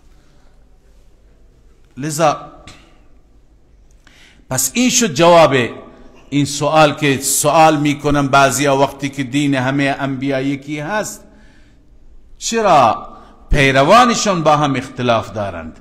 جوابش اینه که این اختلافات را دیگران ایجاد کردند. لذا الله می فرماید و ما تفرقوا الا من بعد ما جاءهم العلم بغیا بینهم. اختلاف نکردند، متفرق نشدند مگر بعد از این که علم آمد. علم تفسیر جلاله نوشته به توحید، یعنی نسبت به یک تاپرستی علم داشتند، اما چرا اختلاف کردند؟ بغیا بینهم. تفسیر مهامی نوشته بینهم و بین دعات التوحید، به خاطر حسادت و کینه دلی بین اونها و بین دعوتگران توحید. خب سوال دیگر، سوال اینه که وقتی که اینها راه ضد و راه عناد و راه عصبیت را برگزیدند و با اهل توحید در ستیز و اختلاف افتادند، چرا خدای عزوجل گرفتارشون نمیکنه؟ چرا خدا عذابشون نمیده؟ الله می فرماید ولولا کلمة سبقت من ربک الى اجل مسمى لقضی بینهم. اگر کلمه نبود، یعنی کلمه چی؟ تعیین عذاب مراد است. مراد از کلمه اینه که الله عزوجل فیصله کرده برای عذاب وقتی را. اگر اون فیصله الهی نبود که وقت عذاب مشخص شده، قبلا هم حکمتش را گفتم، خدا فورا عذاب نمیده. اگر فورا عذاب بده دیگه ایمانها چی میشه؟ جبری میشه دیگه. هر کسی میترسه تا کفر بکنه میخوره تو سرش، از ترس ایمان میاره. لذا ولولا کلمة سبقت من ربک، مراد از کلمه چی هست؟ کلمه یعنی فیصله قبلی خداوند. مثلا یکی از فیصله های خداوند متعال چیه؟ امهال مجرمین. به مجرمین مهلت میده، میدان میده، اسبشون را بدوانند، چند روز فرصت داشته باشند، هرچی دلشون میخواد بگویند، بکنند. ولولا کلمة سبقت، اگر این کلمه و وعده امهال مجرمین که پیشی گرفته از جانب رب نبود تا مدت معین، نه اینکه تا ابد، لقضی بینهم، عملا فیصله میشد بین آنان. و ان الذين اورثوا الكتاب من بعدهم لفی شک منه مریب. خب پس ما اینجا خواندیم که اختلاف را پیشینیان انداختند، در کتابهای الهی دستکاری کردند، تحریف کردند، تغییر دادند، آیات توحید را به شرک تبدیل کردند، حق را به باطل. حالا بعدیها وقتی که آمدند در شک افتادند، بعدیها وقتی که آمدند در شک افتادند.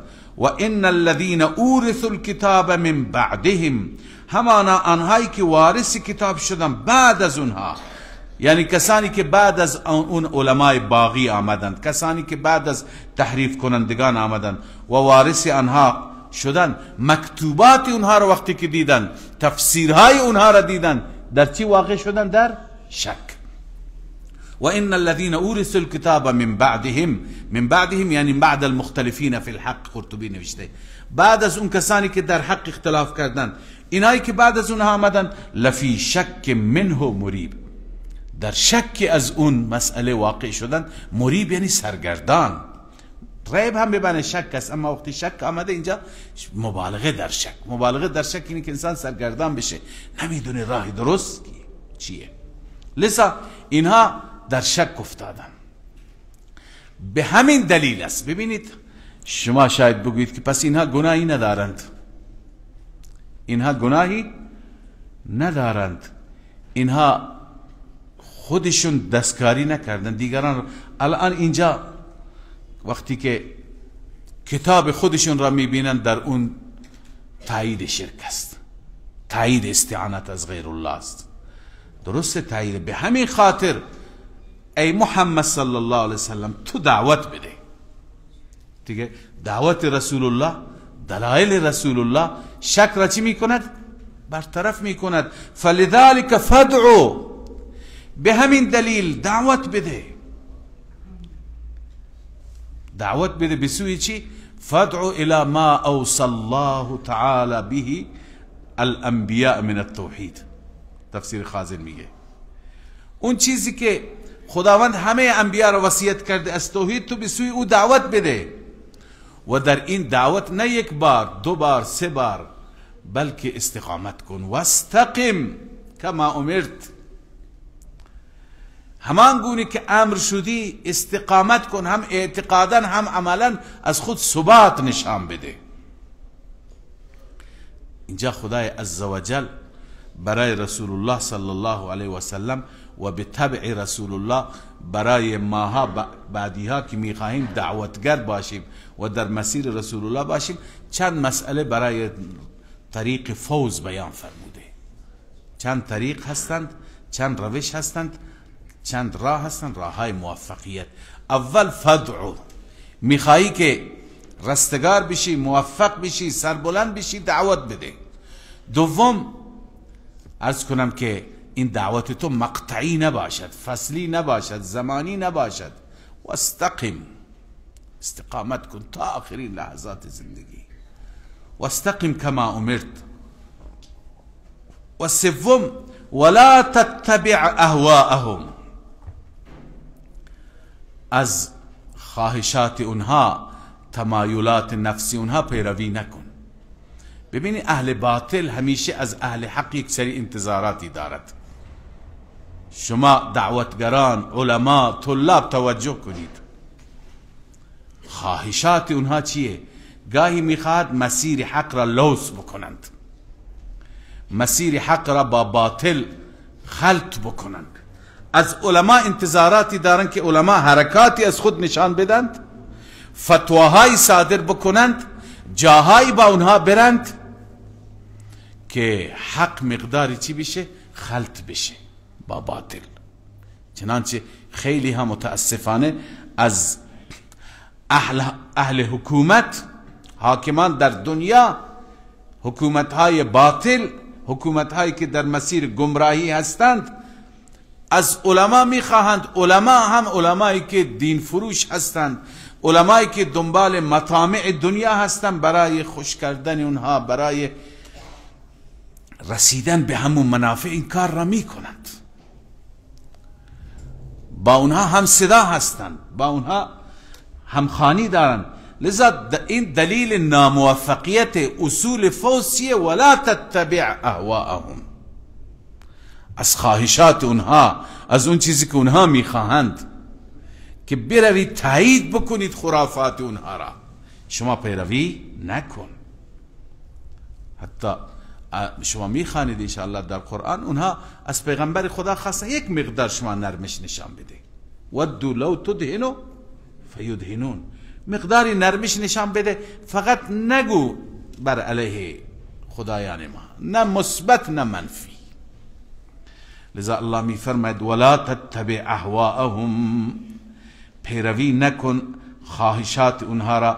وقل آمنت بما انزل الله من کتاب، و بگو من ایمان آوردم به اون چی که نازل فرموده الله من کتاب. این کتاب جنس است، از هر کتابی که کتاب آسمانی من به او ایمان دارم، به شرطی که اون مطالب حقش باشه، نه دست و تحریف شما. من کتاب ای بجمیع الكتب المنزله، لأن ما من ادوات العموم، این از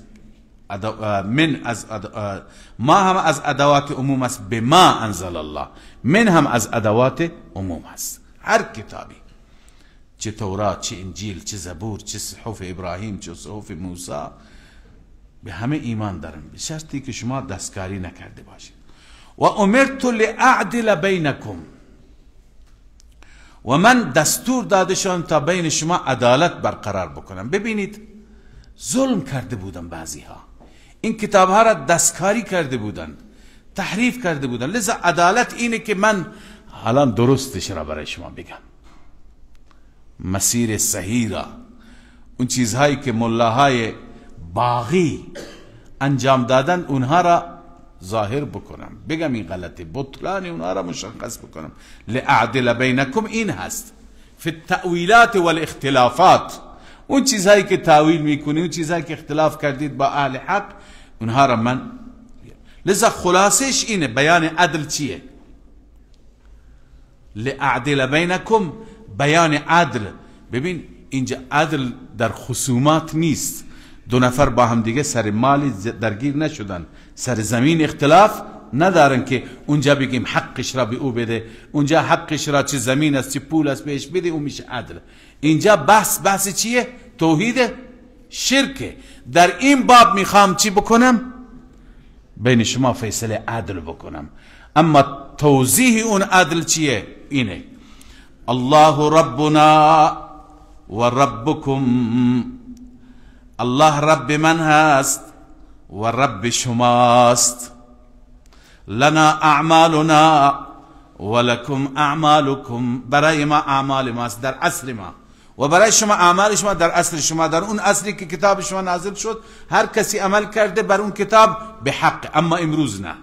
لا حجت بیننا و بینکم، یعنی هیچ حجتی بین ما و بین شما بعد از عرض کنم که کتاب الله وجود نداره. الان کتاب خدا آمده، دیگه دلیلی نمیخواد، دیگه تفسیر شما در کار نیست.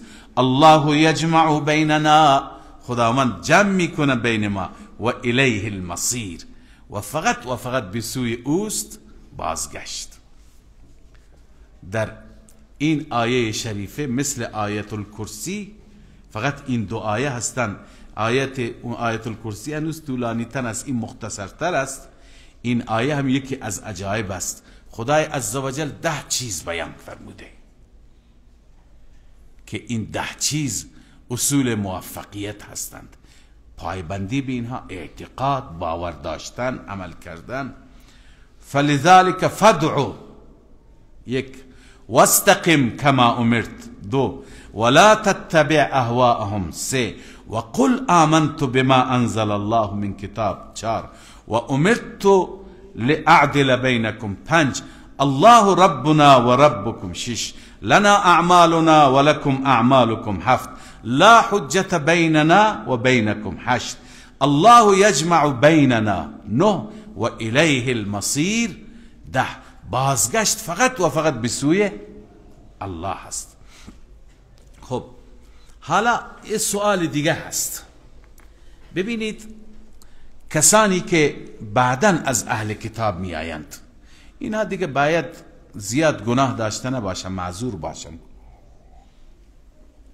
چرا؟ چون که کتابهای اونها تحریف شده، ملاهای تحریف کردن که مقصر اونها هستند، اینها مقصر نیستند. اینها مثلا به موسی ایمان دارند، کتاب موسی را میبینند، به او عمل میکنند، نمیدونن که این کتاب را کی دستکاری کرده. کتاب محفوظ نمانده. بنابراین اینها را باید معذور دانست، اینها را باید مقصر ندانست. الله عزوجل در این آیات بیان می‌فرماید که اینها معذور نیستند. اینها بالاخره مکلف هستند به 2 دلیل. دلیل اول اینه که دعوتی که رسول الله عرضه می کند بسیاری از علماء صالح اهل کتاب این دعوت را پذیرفتند، این دعوت را قبول کردند. اگر اینها را بگیم که خب اینا پیرو ملاهان خودشون هستند، خب چرا پیرو این دسته نیستند؟ اینجا خیلی از علما مثل عبدالله ابن سلام، اعوانش، انصارش، تلامیذش، شاگردانش، مجموعه مکتبش کلا ایمان آوردند. چرا اینها از اون متعصبین پیروی میکنند، از این منیبین پیروی نمی کنند. لذا من بعد ما استجیب له، بعد از این که این دعوت اجابت شد از سوی علماء یهود، از سوی علماء اهل کتاب، علماء نصارا، تعدادی از مسیحیان هم ایمان آوردند. علمایی که در کنار نجاشی بودند، احبار و رهبانی که در سوره مبارکه مائده میخوانیم، بالاخره چرا اینها مثل اونها ایمان نمی آورند؟ دوم، دلیل دوم که هیچ عذری برای اینها باقی نمیماند، الله انزل الكتاب بالحق والمیزان. خدا چنان کتابی نازل کرد که ترازو هست، حق و باطل را تشخیص میده. هر کسی که بدون عینک تعصب به این کتاب بیندیشد، فکر بکند، او متوجه میشه.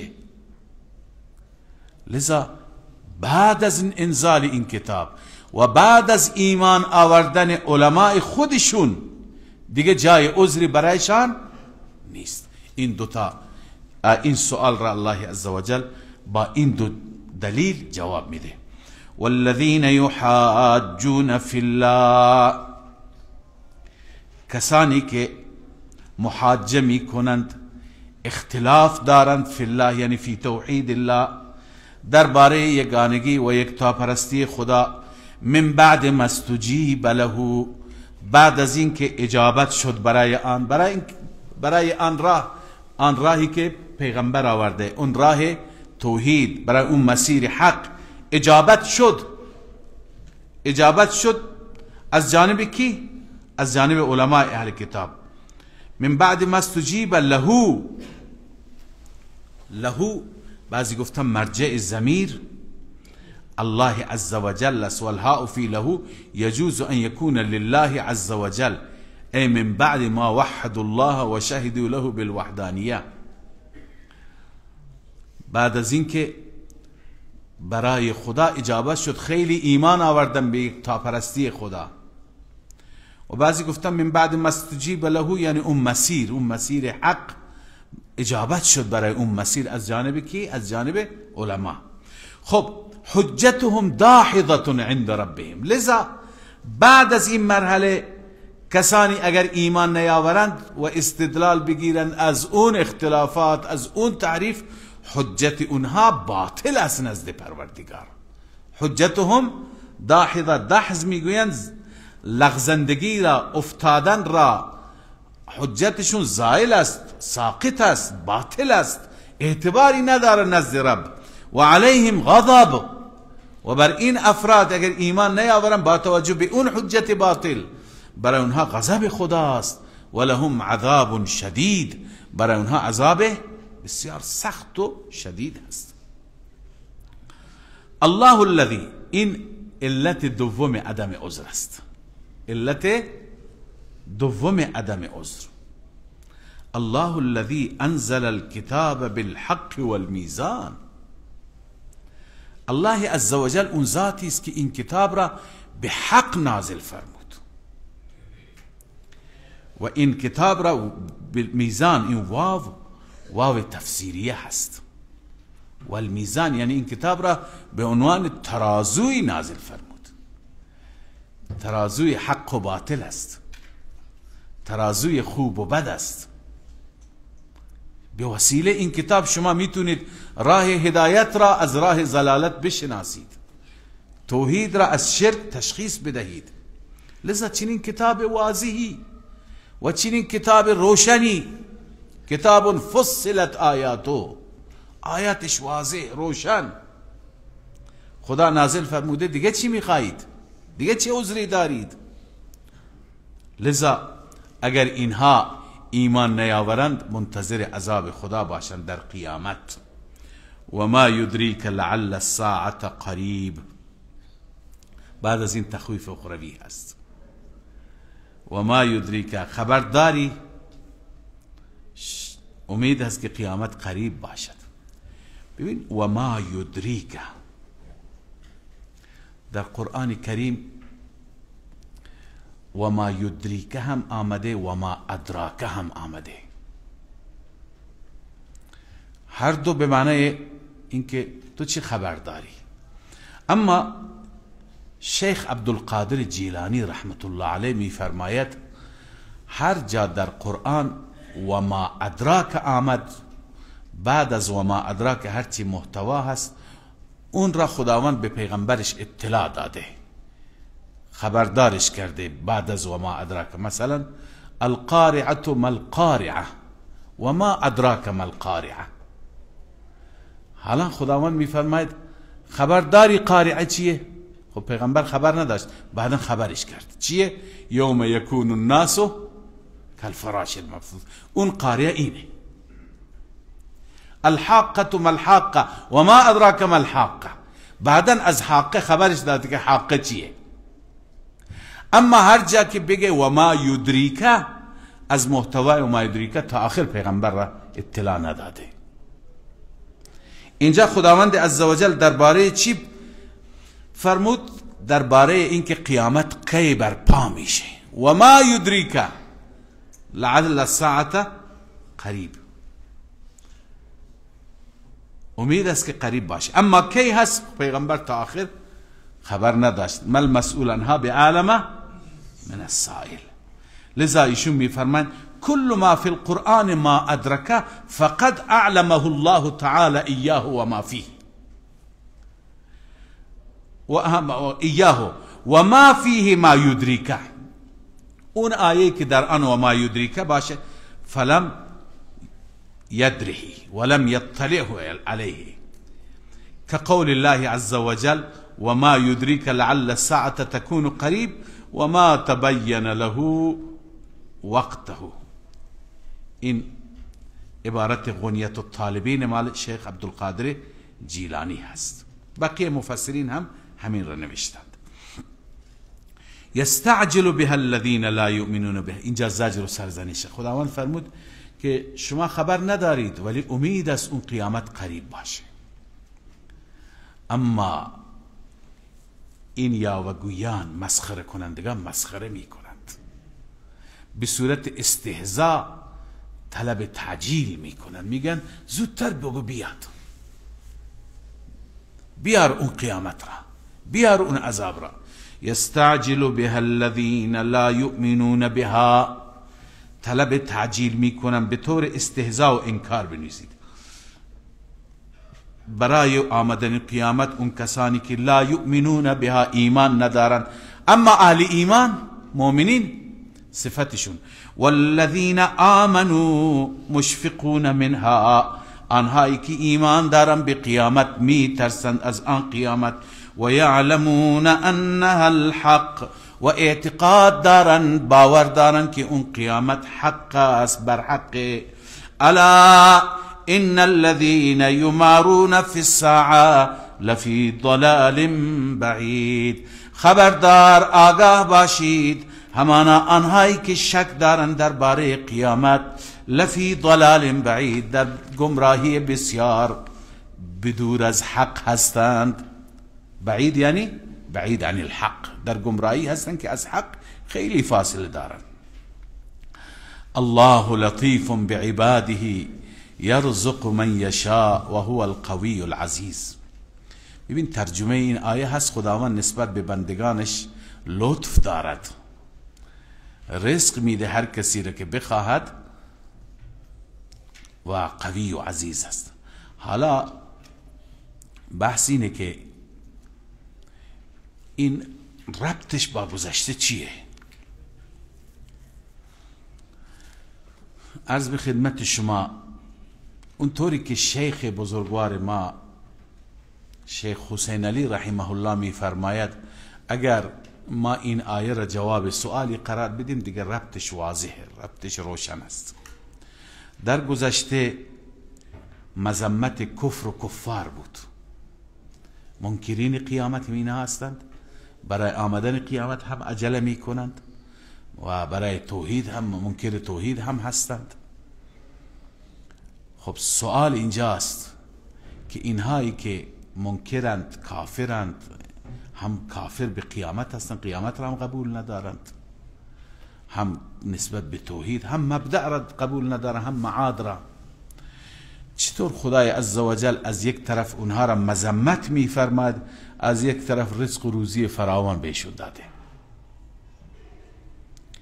در دنیا عیششون خوبه، وضعشون خوبه، حتی از ایمانداران وضعشون بهتر. امروز شما نگاه بکنید، مطالعه بکنید، اهل کفر از نظر مادی وضعشون از مسلمانان بهتر است، از نظر تکنولوژی، از نظر اسلحه، از نظر امکانات رفاهی، همه چیز. پس چطور اینها مذمومند، مبغوزند؟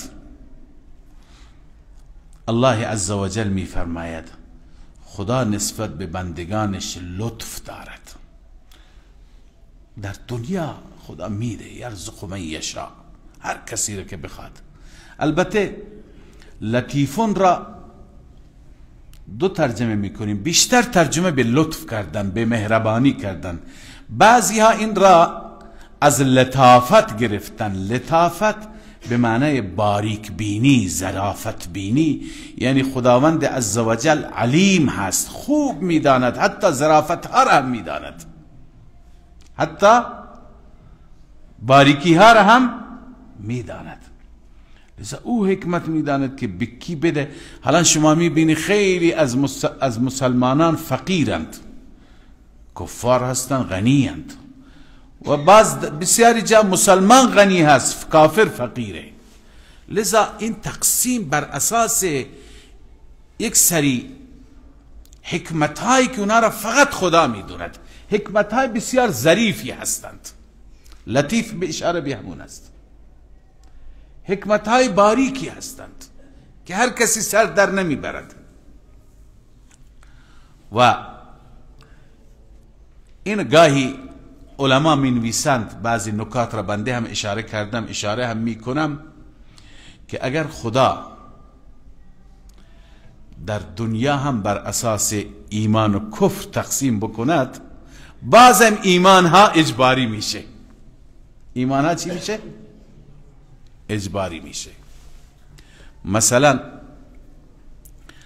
خدای عزوجل به مسلمانان در همین دنیا پاداش بده، اون وقت دنیا هم دار جزا میشه دیگه. به مسلمانان در همین دنیا مال زیاد بده، ثروت زیاد بده، همه چیز. هر کسی مسلمان وضعش خوب، اینطور تصور کنید. هر کسی غیر مسلمان فقیر و بدبخته. خب خود به خود مشخص میشه که راه مسلمانان چیه؟ راه حقه. اون وقت از ترس فقر و از ترس فلاکت و بدبختی همه چه کار میکنند؟ میان مسلمان میشند. این ایمان اختیاری نیست، این ایمانی است که از ترس فقره. همونطور که خیلی ها هستند که به خاطر فقر این دین و اون دین را قبول میکنه، این درد نمیخوره. از نظر اهل همون ادیان همین دین درد نمیخوره.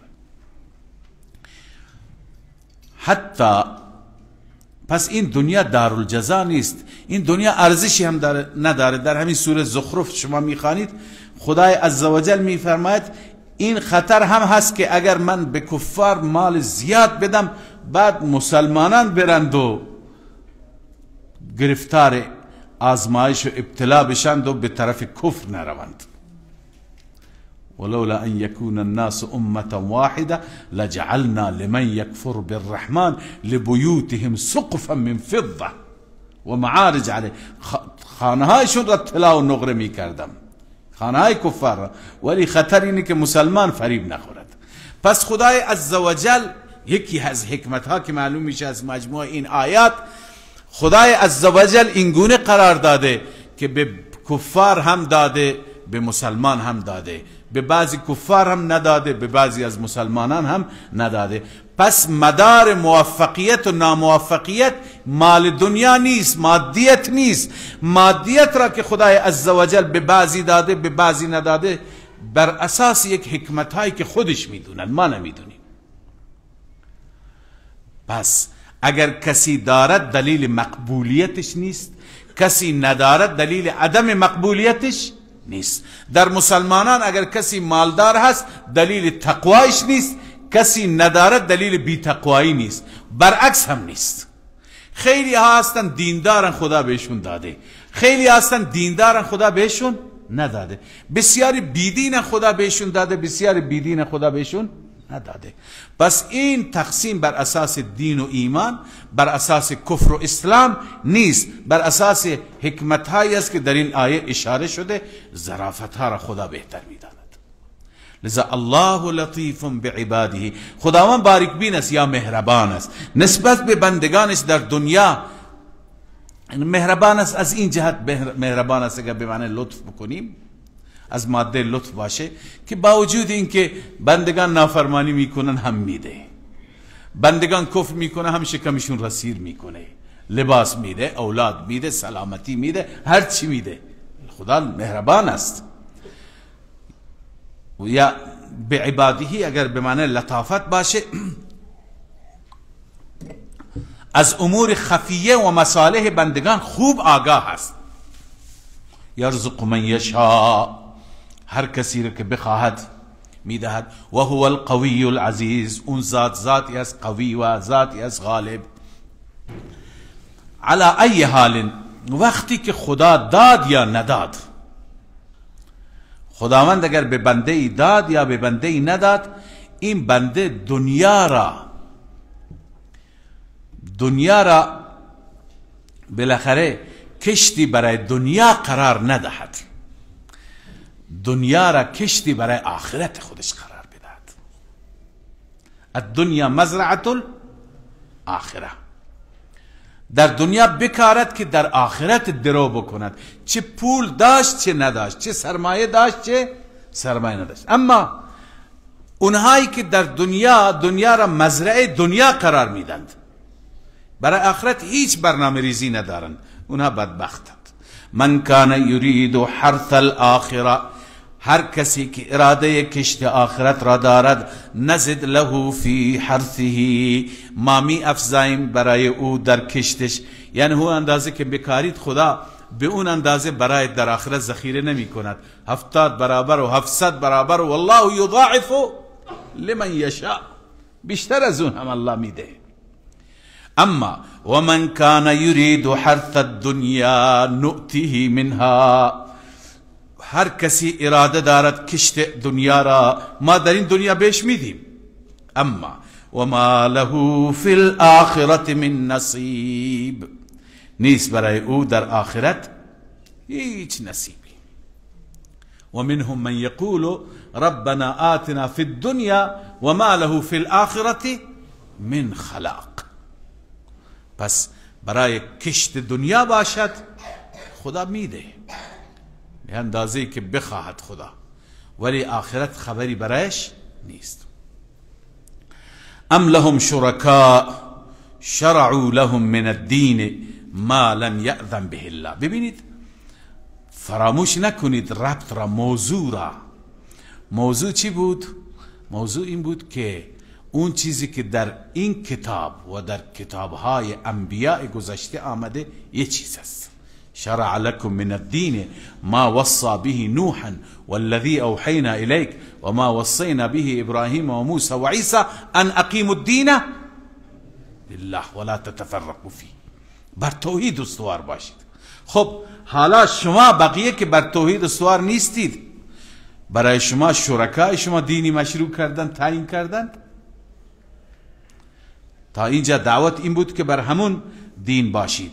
ام لهم شرکا، آیا برای اینها شریکانی هست که شرعوا لهم من الدین ما لم یأذن به الله، برای اونها از دین تعیین فرموده، یعنی معبودان برای عابدان خودشون چنان دینی ساختیاند و قانونی ساختیاند که ما لم یأذن به الله، که خدا به اون دستور نداده. اگر چنین چیزی هست عرضه بکنید. این استفهام انکاری است. آیا چنین چیزی هست؟ نه، نیست. خیلی وقتها استفهام انکاری میشه به صورت استفهام و معنی نفی است. گاهی شما بر کسی عصبانی هستی، میگه مگه من گفتم؟ سوال نمی کنی، داری میگه یعنی من نگفتم. حالا اینجا خداوند میفرماید آیا این شرکا برای اینها تعیین کردن، دینی مشروع کردن، چنین چیزی که خدا اجازه نداده اونها مشروع کردند؟ نه خیر، اون شرکا هم خبر ندارند. پس اینا از خود ساختند. از خود ساختند. چرا خدا عذابشون نمیده؟ الله میفرماید ولولا کلمت الفصل لقضی بینهم، همون که خداوند قبلا فیصله کرده. اگر اون فیصله قبلی خدا نبود لقضی بینهم، عملا بینشون فیصله میشد. و ان الظالمین لهم عذاب علیم. همانا مشرکان و ظالمان، کسانی که با وجود این دلایل بازم شرک میکنند، برایشون عذاب دردناک است. و بعد خداوند عزوجل کیفیت عذاب را بیان میفرماید ترى الظالمین مشفقین مما کسبوا. همین ظالمین و مشرکین را میبینی که میترسن، مشفقین میترسن مما کسبوا، از وبال اون چیزی که کسب کردن، از وبال شرک فردا میترسن. و هو واقع بهم، و اون چیزی که از او میترسند، چه بترسن چه نترسن، بر اونها واقع میشن. والذین آمنوا وعملوا الصالحات، اما مؤمنین در روضات الجنات هستند. اونایی که ایمان به یگانگی خدا دارند، به توحید خدا دارند و بر اساس اون ایمان عمل میکنند، خوشا به حال اونها. والذین آمنوا وعملوا الصالحات، آنهایی که ایمان دارند و عمل صالح انجام میدن، فی روضات الجنات، در باغات بهشت هستند. بهشت هستند، در باغات مختلف بهشت هستند اونها. لهم ما یشاءون عند ربهم، اونجا چی بهشون میرسه؟ هر چی که بخواند. یک و دو تا نیستن، 100 تا 200 تا نیستن. لهم ما یشاءون عند ربهم ذلك هو الفضل الكبیر. فضیلت بهشت این هست، فضل بزرگ. کسی که خدا نصیبش بگرداند، فضیلت بزرگی هست خدا نصیب ما بگرداند. ذلك الذي يبشر الله عباده الذين آمنوا وعملوا الصالحات. بازم فضیلت بهشت. این اون چیزی است که خدا بشارت میده، خوشخبری میده، مژده میده بندگان خودش را. کدوم بندگان را؟ بندگانی که دو چیز دارند: ایمان، عمل صالح. اعتقادشون خوبه، عملشون هم خوبه. الذين آمنوا وعملوا الصالحات، اونهایی که اعتقاد درست دارند و عمل درست دارند. اعتقاد بر اساس قرآن، عمل بر اساس هم قرآن و سنت. قل لا اسأل. ببین چه راه خوبی را رسول الله صلی الله علیه و سلم راهنمایی می کند و بعد می فرماید که بر این راهی که من شما را راهنمایی می کنم هیچ اجری از شما نمیخوام. قل لا اسألكم علیه اجرا الا المودة فی القربى. بگو من بر این سوال نمی کنم، بر این هیچ اجری را، مگر مودت فی القربى را، مگر در رابطه با قربا مودت را. معنی این آیه چیه؟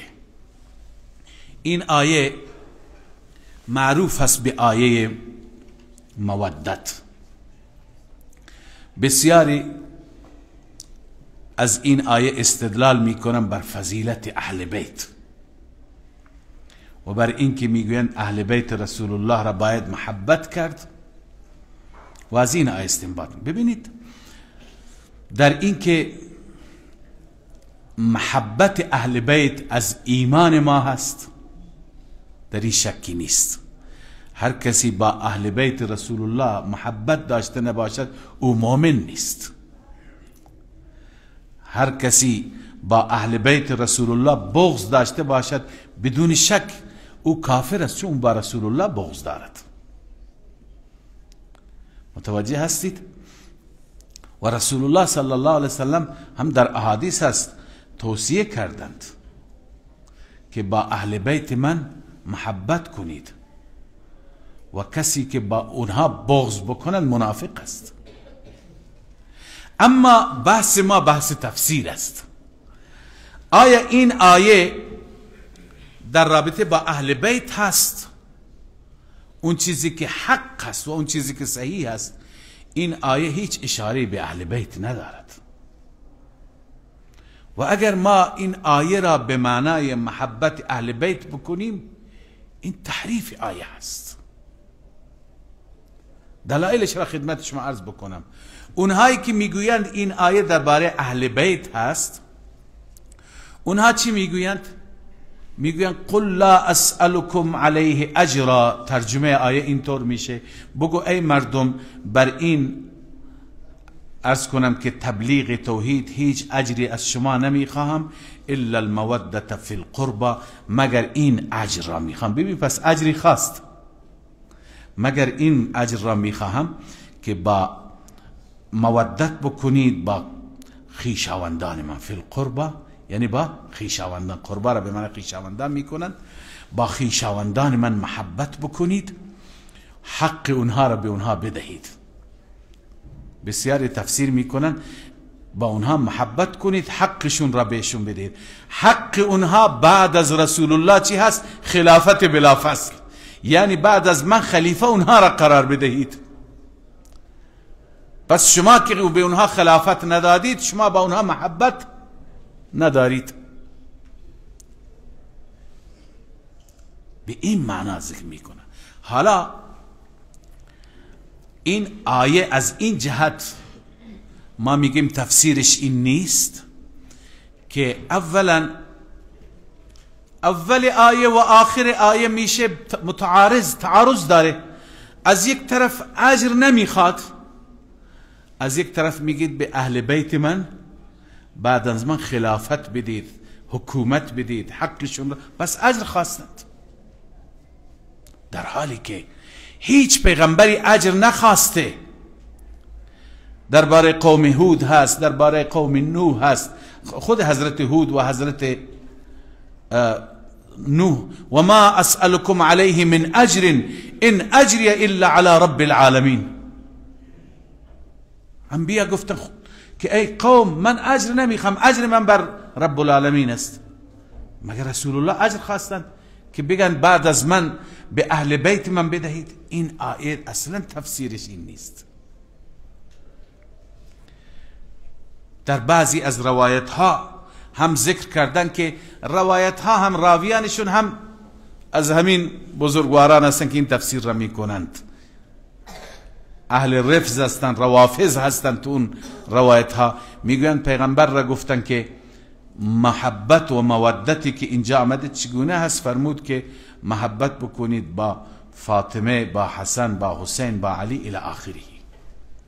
ببین این که با علی و فاطمه و حسن و حسین محبت بکنید در بالاخره روایت ها آمده، اما تحت این آیه نیست. چرا نیست؟ عرض کردم خدمت شما که حوامیم سوره های مکی هستند. تمام حوامیم در کجا نازل شدند؟ در مکه نازل شدند. اینجا رسول الله صلی الله علیه وسلم اهل مکه را خطاب می کند. در مکه مکرمه فاطمه الزهرا ازدواج نکرده بود با سیدنا علی رضی الله تعالی عنه. فاطمه الزهرا دخترکی بیش نبود. بعد از هجرت در مدینه طیبه در سال دوم بعد از بدر سیدنا علی و فاطمه ازدواج کردند در مدینه. در سال سوم هجری حسن رضی الله تعالی عنه متولد شد. در سال چهارم هجری حسین رضی الله تعالی عنه متولد شد. اینا همه در مدینه طیبه اتفاق افتاد.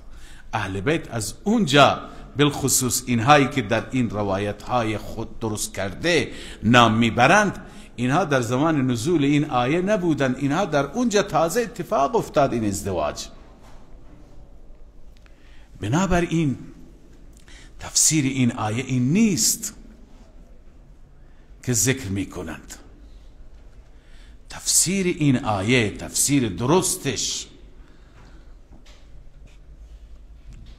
عرض کنم که از صحابه، از اجله صحابه مثل عبدالله ابن عباس رضی الله عنهما که خودش از اهل بیت است، خودش صراحتا می فرماید که این آیه درباره اهل بیت نیست. این آیه پس درباره چی هست؟ آن حضرت صلی الله علیه و سلم اینجا قرابت را، قربا مراد ذوی القربا نیست. همه مفسرین نوشتند که اگر مراد اهل بیت بود، در جاهای دیگه که مراد اهل بیت آمده در قرآن آمده درباره انفاق و صدقه، اونجا هیچ آیه قربا نیامده. همه آیات چی آمده؟ ذوی القربا آمده. ببین واعلموا ان لله ما غنمتم من شيء فان لله خمسه ولذي القربى واليتامى والمساكين. لذي القربى یا وآت ذا القربى حقه. آت ذا القربى نفرموده آت القربى، همه جا ذوی القربى فرموده، ذا القربى فرموده، ذی القربى فرموده. کسانی که دارای قرابت هستند. پس قربا به معنای دارای قرابت نیست، قربا به معنای خود قرابت است. پس تفسیر آیه چیه؟ رسول الله صلی الله علیه و سلم قرابتی را که بین او و بین قریش مکه هست، قرابت و خویشاوندی، حتی ابن عباس میگه تنها بین قریش نه، تنها رسول الله با قریش فامیل نبودن، تمام اهل مکه یکم دورتر فامیل میشدن. قرابتی که بین او و بین اهل مکه هست، این قرابت را واسطه قرار میده. برای چی؟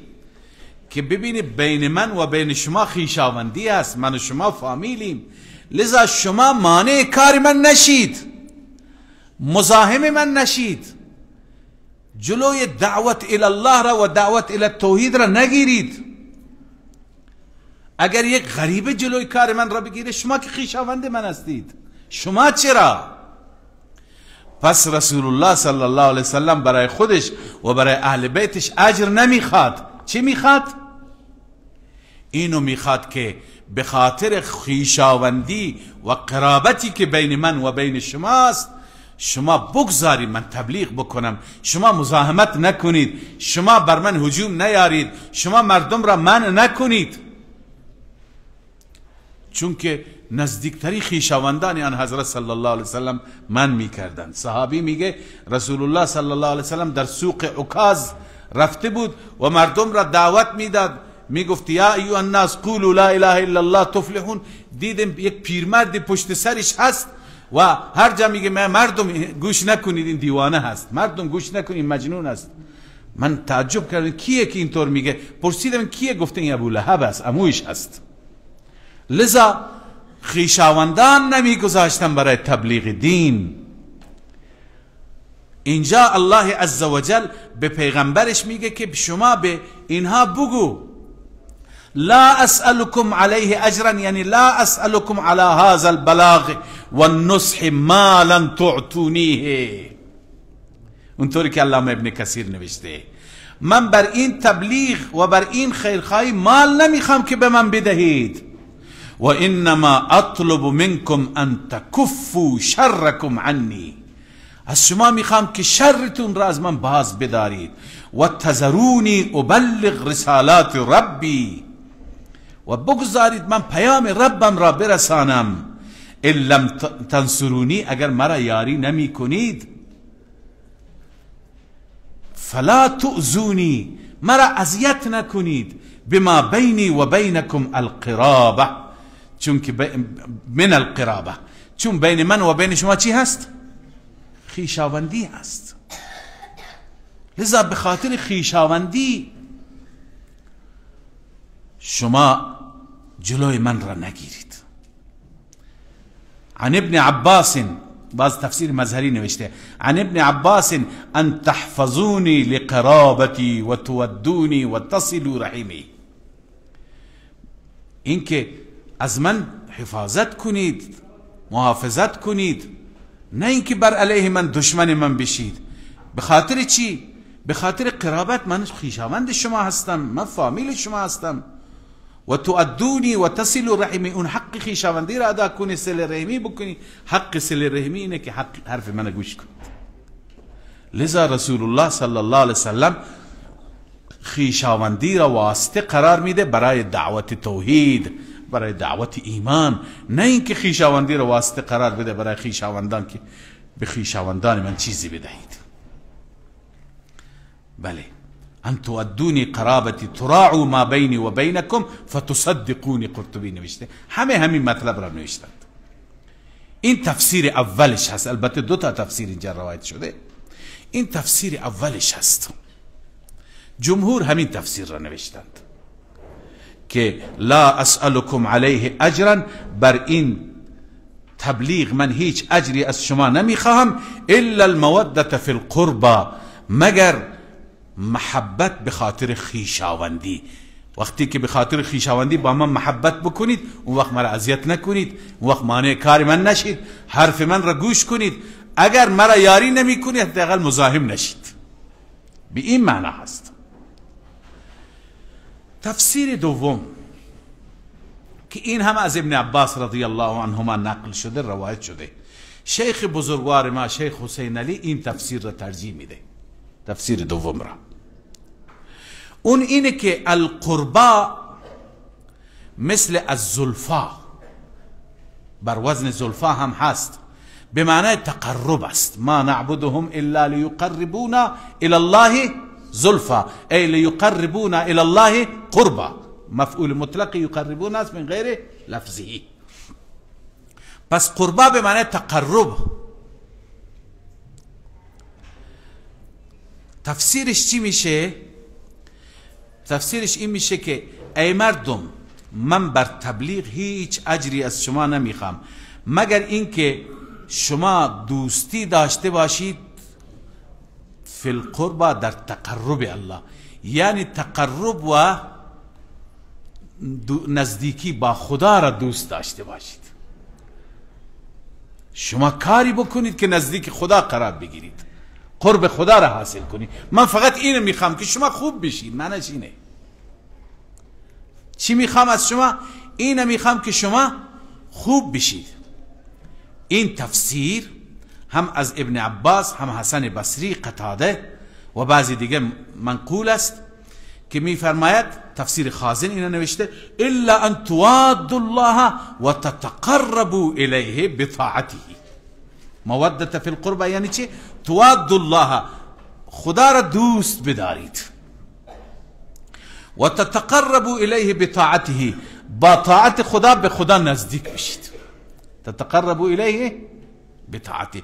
پس مراد از قربا چی هست؟ تقرب هست. و این را از این جهت شیخ ترجیح دادن که میفرماید ادامه آیه با این مناسبت داره، معلوم میشه همین تفسیر. فرمود و من یقترف حسنتا، هر کسی، یقترف یعنی یکتسب. خب انسان حسنه کسب بکنه به خدا نزدیک میشه، نه؟ و من یقترف حسنتا نزد له فیها حسنا، هر کسی حسنه کسب بکند می افزاییم در او چی را؟ بالاخره نیکی را، نیکیش را اضافه میکنیم. ان الله غفور شکور، خدای عزوجل بخشاینده هست، گناهان مطیعین را میبخشد. اونایی که دنبال کسب حسنات هستند گناهانشون را میبخشد. شکور هست، قدردان هست خدای عزوجل. یعنی هر بنده ای که عملی انجام میده الله قدردانی میکنه، الله شکور است. الله عزوجل عملش را چند برابر برایش میگرداند. صدق الله العظیم.